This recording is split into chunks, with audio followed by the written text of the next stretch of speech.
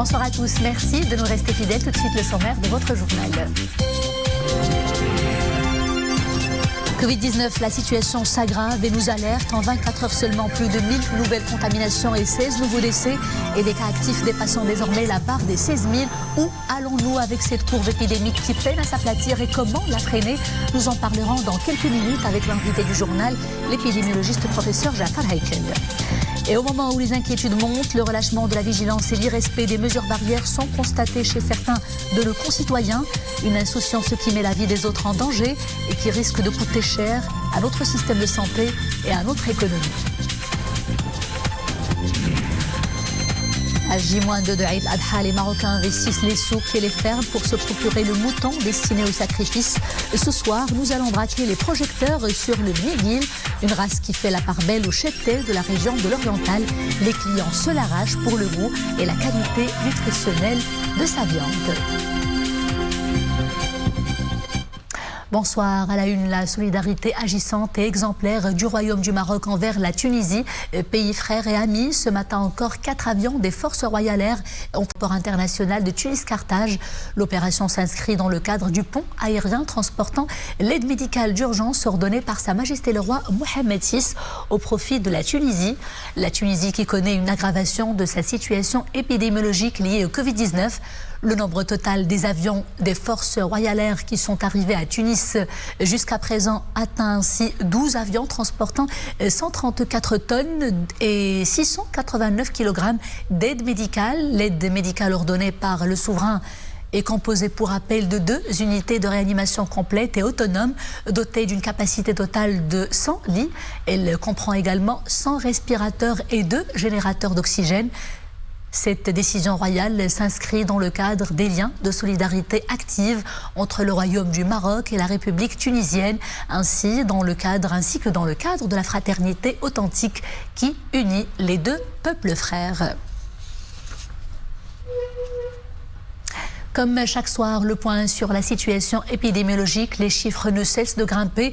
En 24 heures, nous avons enregistré 1153 nouveaux cas Covid-19 qui ont été enregistrés donc pendant ces dernières 24 heures et 16 nouveaux décès.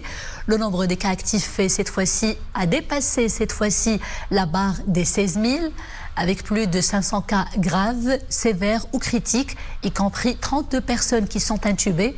Pour ce qui est des chiffres liés à la campagne vaccinale nationale, les personnes complètement vaccinées s'élèvent à plus de 9,5 millions et le nombre de celles qui ont jusqu'ici reçu la toute première dose est de plus de 11 millions.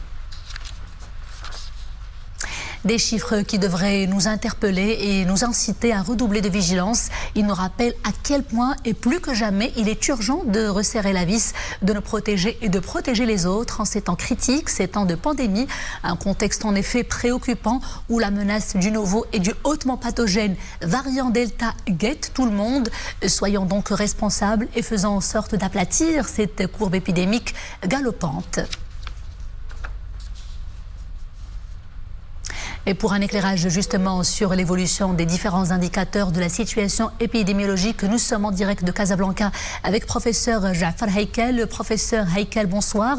Vous êtes épidémiologiste. Pourquoi, à votre avis déjà, cette nouvelle et inquiétante dégradation des principaux indicateurs épidémiologiques? Pourquoi? Écoutez, vous l'avez bien dit dans votre reportage, il y a un relâchement manifeste du comportement à risque, malheureusement, d'un certain nombre de citoyens, pas tout le monde.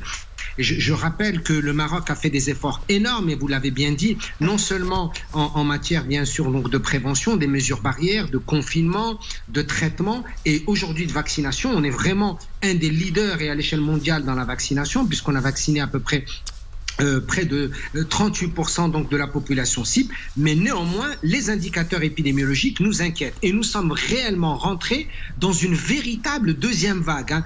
Si on avait des vaguelettes, si je peux ainsi m'exprimer, mais aujourd'hui, nous sommes entrés dans une deuxième vague parce que les critères épidémiologiques sont là pour le montrer. Le nombre de cas incidents qui a explosé au cours des 3 dernières semaines, le nombre de cas sous surveillance médicale qui, je le rappelle, était de 4 000 à peu près. Il y a 3 semaines, nous sommes à 16 000 cas sous surveillance médicale. Le nombre de personnes qui sont en situation compliquée.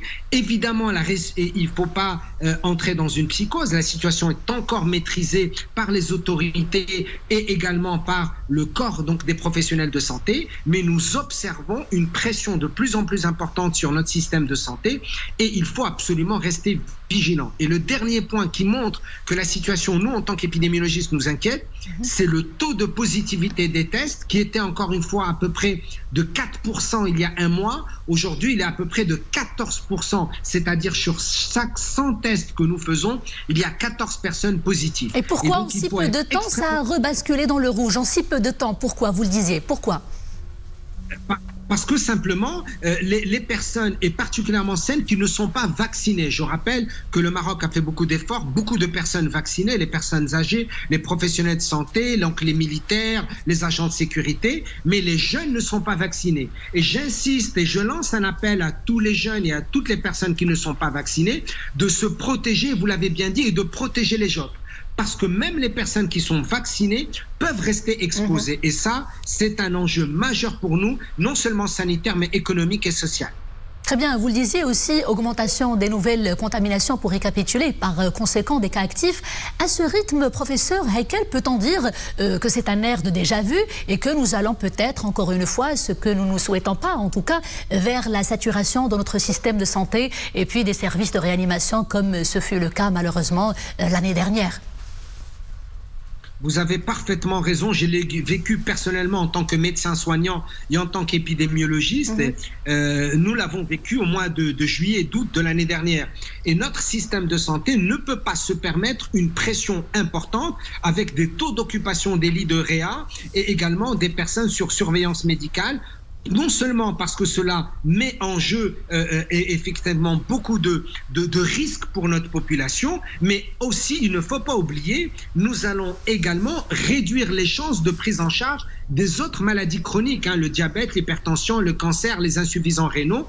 Si notre système de santé est mis sous pression à cause de la Covid-19, eh bien nous ne pourrons pas prendre en charge les autres pathologies et les autres patients qui ont besoin de nous, qui ont besoin du système de santé. Et vous l'avez dit, nous ne voulons pas revenir à des risques de confinement total ou à un resserrement des mesures barrières et restrictives. Il faut simplement respecter les mesures barrières qui sont préconisées par les autorités de tutelle, les autorités sanitaires et l'État marocain pour que nous puissions réussir ce que le Maroc a déjà bien réussi et ne pas réduire à néant les efforts importants qui nous ont coûté pour le pays sur le plan social et économique et sanitaire et ne pas les réduire à néant. Bien compris, pour préserver les acquis, sinon tout le monde serait perdant, professeur Heikel.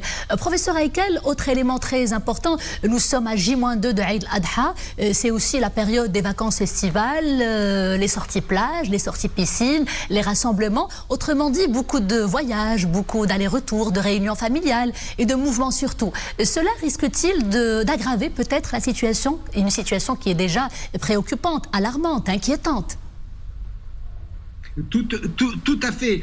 Quand nous parlons des mesures barrières et particulièrement le port de masque ou la distanciation physique, nous ne parlons pas de distanciation sociale. Nous pouvons nous retrouver en famille ou entre amis. Déjà, quand toutes les personnes sont vaccinées, les risques sont extrêmement réduits. Mais pour ceux qui ne sont pas vaccinés, et je m'adresse particulièrement aux jeunes, il faut respecter donc les mesures barrières. C'est la fête donc Eid al-Adha, c'est l'été, c'est les retrouvailles familiales et entre amis. Eh bien, malgré ça, il faut réduire les retrouvailles qui sont en nombre important, réduire le nombre de personnes qui se retrouvent. Et même sur le plan familial, eh bien, nous pouvons de manière ou une autre rester connectés socialement, mais sans prendre des risques sanitaires. Parce que je le rappelle et vous l'avez dit, il faut que nous soyons responsables.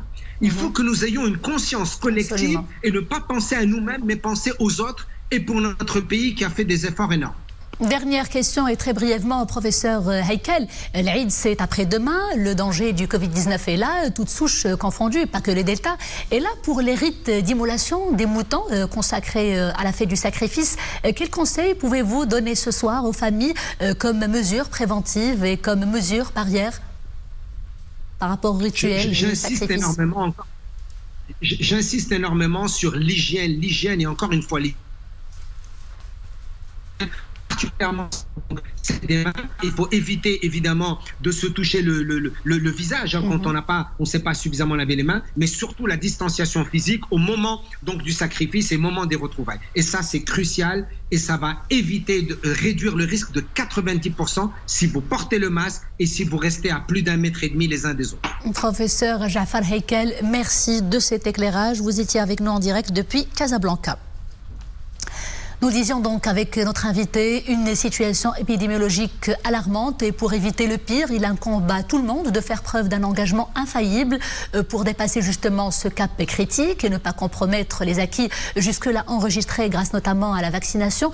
Nous devons en effet tous faire preuve de vigilance et surtout en finir avec les comportements irresponsables que l'on constate parfois malheureusement dans nos rues, à savoir le non-respect des gestes barrières, des gestes pourtant simples et salvateurs. Rachid Latabi, Mohamed Souanina et Iman Abdou pour le commentaire. Il suffit de déambuler à chaque coin de la rue pour s'apercevoir que pour certains, le port de masque et la distanciation physique appartiennent désormais au passé. Visiblement, la hausse du mercure semble être le parfait alibi.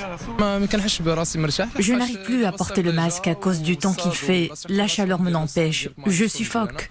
Mais pour beaucoup d'autres, le port du masque est un must de tous les instants, en toutes les saisons. Il s'impose encore plus en été, saison de farniente, de voyages et d'autres rassemblements sur les lieux d'estivage. Ces derniers temps, je constate qu'il y a de plus en plus de signes de relâchement. Beaucoup de citoyens portent mal ou pas du tout le masque. C'est inadmissible.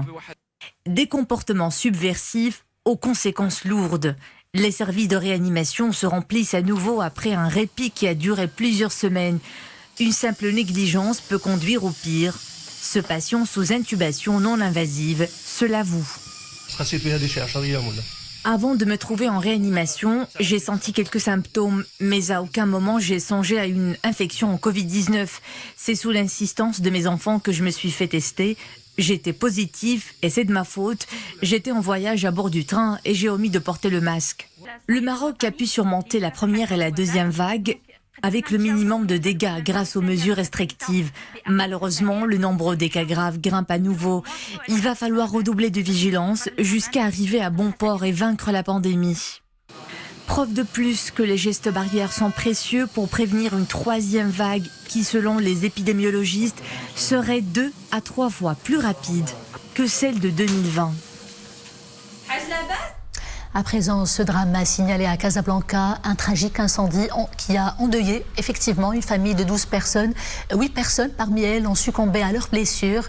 Le feu s'est déclaré dans la matinée dans une maison à Drb El Fouqara, dans la préfecture d'arrondissement El Fida de Casablanca. Les agents de la protection civile ont réussi à éviter que les flammes s'étendent aux habitations voisines. Selon les proches des victimes, le feu s'est déclenché après qu'un membre de cette famille souffrant d'asthme s'est endormi en laissant une bougie allumée, soulignant qu'une moto garée dans la cour de la maison a contribué elle aussi à attiser les flammes. Il paraît également que le manque de ventilation nécessaire dans la maison et le déclenchement de l'incendie au moment où les résidents plutôt étaient en sommeil a malheureusement compliqué l'opération d'intervention. À J-2 de Eid al-Adha, que ce soit dans les souks aux moutons ou alors dans les bergeries, la fièvre acheteuse bat son plein. Pour vous plonger ce soir dans cette ambiance frénétique, eh bien, nous vous proposons un reportage dans la région de l'Oriental, fief de la race Bnigil, une race connue pour ses valeurs nutritionnelles, pour son goût et puis par la qualité de sa viande, le tout grâce à un engraissement à l'herbe naturelle et à un contrôle sanitaire très rigoureux. Rachid Latabi et Oumaima Ramli. Ce client s'est déplacé depuis Oujda spécialement pour dénicher la bonne bête. Nous sommes à quelques kilomètres de la ville, dans l'une des fermes d'engraissement de la région. La star labellisée Made in Oriental, c'est le Bnigil. Je raffole du mouton de Bnigil. Dans cette ferme, les ovins sont d'une très bonne qualité car ils sont sainement nourris. En plus, ils sont suivis par un vétérinaire. J'ai jeté mon dévolu sur un ovin assez jeune. Sa viande sera très bonne. Comme chaque année, ce sont les mêmes gestes qui se répètent et se perpétuent. Examen de la dentition et vérification de la boucle de traçage, car c'est justement ce qui garantit la qualité de l'ovin.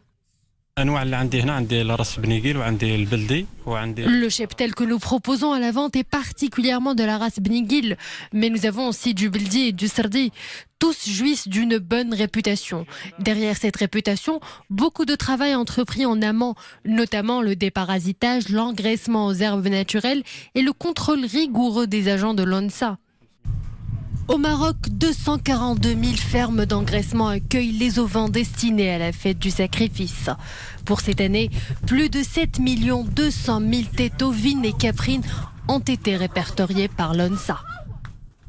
Durant ces dernières 24 heures, les gardes-côtes de la Marine royale opérant en Méditerranée et en Atlantique ont porté assistance à 204 candidats à la migration irrégulière, des candidats à majorité subsahariens, dont des femmes et des enfants, parmi lesquels se trouvait un cadavre. Les personnes secourues ont reçu les premiers soins à bord des unités de la Marine royale avant d'être acheminées vers les ports les plus proches du royaume et remis à la gendarmerie royale pour les procédures d'usage.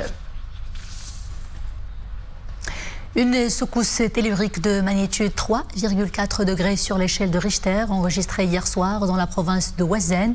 Selon l'Institut national de géophysique, l'épicentre de la secousse est situé précisément dans la commune de Sidi Rdouane. Elle est survenue à une profondeur de 39 km. Hausse sensible du mercure à partir d'après-demain, mercredi. Une forte vague de chaleur qui se poursuivra donc jusqu'à samedi dans plusieurs provinces du royaume. Selon la direction générale de la météorologie nationale, cela concernera les provinces d'Agadir et d'Outanen, Assazag, Shtoukait Baha, Qlaat Sragna, Smara, Fqih Ben Saleh, Gilmim, Izganait Melloul, Khnefra, Ribga, Marrakech, Rhamna, Stade Sidi Ifni, Taroudan, Tata, Tiznit, Zagoura, avec des températures pouvant dépasser les 48 degrés carrément. N'oubliez donc pas de boire beaucoup d'eau et puis de bien vous protéger la tête et puis la peau également contre les risques d'exposition au soleil. Et c'est la fin de ce journal. Merci d'avoir été des nôtres. Je vous dis à demain, toujours avec grand plaisir. D'ici là, portez-vous bien.